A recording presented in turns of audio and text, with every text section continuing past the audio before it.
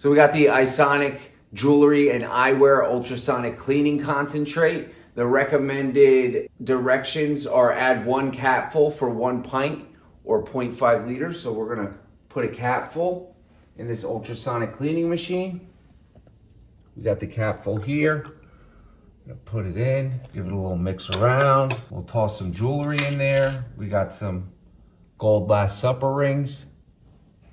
Throw those in there.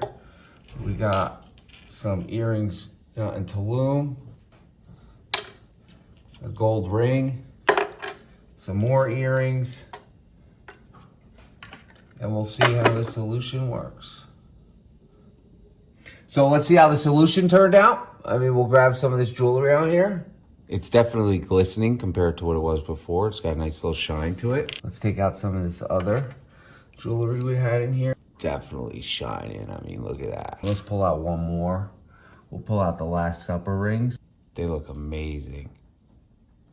Really shiny. Look at that. It's the Jewelry and Eyewear Concentrate. If this video helped you make a decision, smash that thumbs up below.